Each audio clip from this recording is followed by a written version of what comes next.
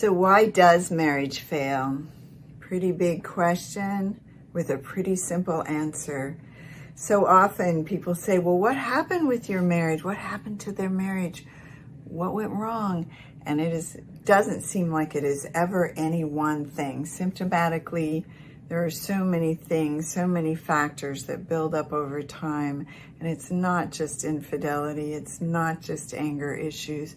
It's not just incompatibility. It all still boils down to what I see as the one thought behind all emotional pain. It's a conditional thought, the condition, I need this to be blank. Remember that in English class where we learned about conditional statements would be if then, if only blank, then I would be happy, if only then. So the mind comes up with those all the time. It looks at something and it says, if only you were this way, then I would be feeling better right now. If only you would take out the trash, then I'd be happy. If only you would hug me a few seconds longer. If only, it's just a condition generator. And I talk so much about moving into unconditional connection to self, others, and life. Unconditional thriving, in fact, because it is really just the absence of those conditions. And it turns out that it's super easy to help those conditions fall away when we have a simple way to question them. But why do we create the conditions to start with? Well, I think it really boils down to the way our brains are wired and to our survival instincts. So our brains are, what's that called? Back and forth. There's just two things. I've lost the word. Oh, well, it's like an on-off switch, like electricity. So the brain is a polarized instrument. I'll get the word in a minute. But sort of, good, bad, fat, thin, smart, dumb. It wants to label things.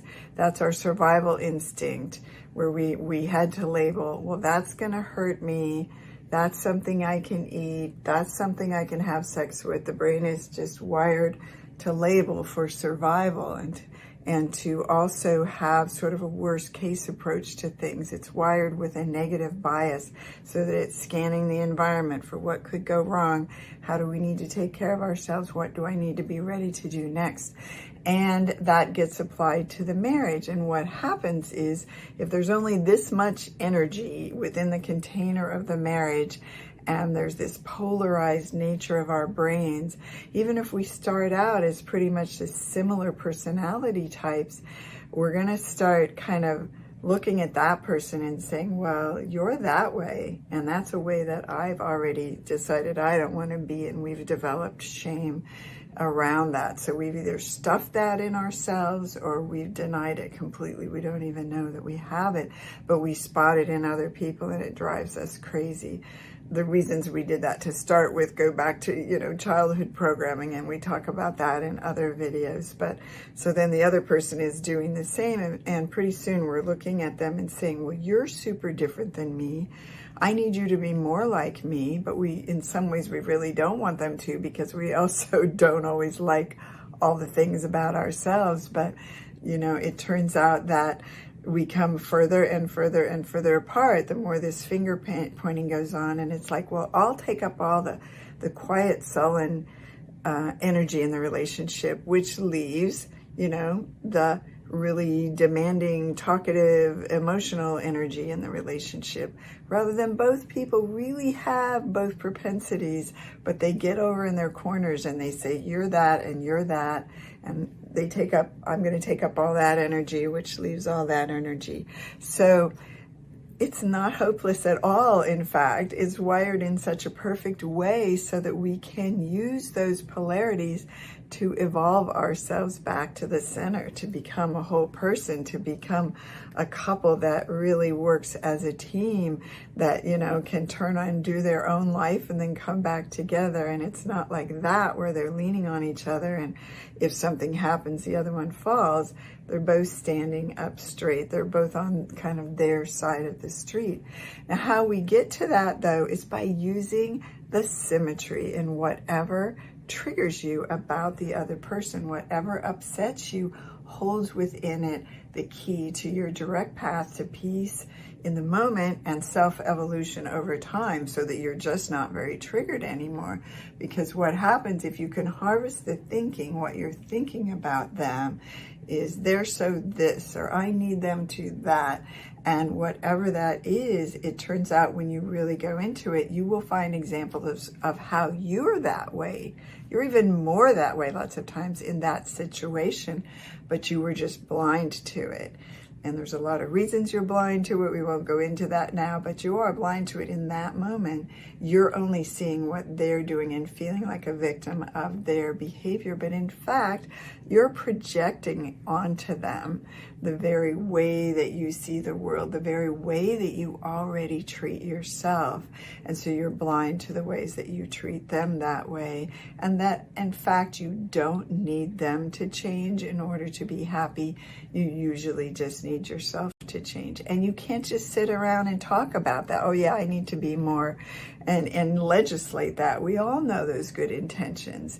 There's something that happens when we evolve the thinking, so that when we were little, we were in the middle, and then something happened where we believed the thought, something's wrong with me. In order to get loved, I need to be this and I need to do that.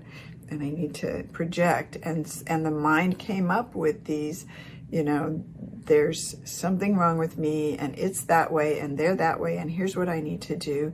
And that keeps getting reflected to us throughout our lives, in both the good things, in the good we see in people is what we have, but also in the things that push our buttons and drive us crazy. They are really just the perfect reflection of what we came to believe that's still driving the bus on this really subconscious level. So they'll show up in ways that we don't recognize how that's triggering us. So you can, when you wake yourself up to questioning that, this reflection helps you realize that that thought was never true to start with. It was a childhood script. You've been playing it out, entangled with others for your survival or your kind of like validation all this time. And it turns out it's really easy to see through that thinking once you have this way of doing it. I didn't know how before, and I'm afraid my marriage was the casualty of that, but it's very learnable, and I learned it since. And in fact, in the next relationship, it really, it did a lot to make things clear for me and disentangled. And at that point, I also decided I still needed to be with myself more, that in some ways I almost wasn't really ready, those littlest parts of me, to have that in my face so closely. But anyway, so we've got it here. We've got it. I have seen marriages turn around, wow, like crazy in this work with my clients. And there are times when the best way to turn around is to leave and change the nature of that relationship so that you're either not living together or not married.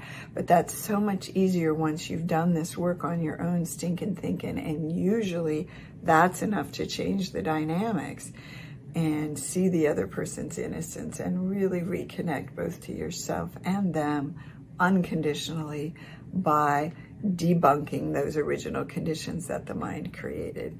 So that's my take on why marriages fail. Yes, there's a lot more where that came from, and we really know what to do with relationship issues by using these very simple, very efficient processes. So, all right, take care.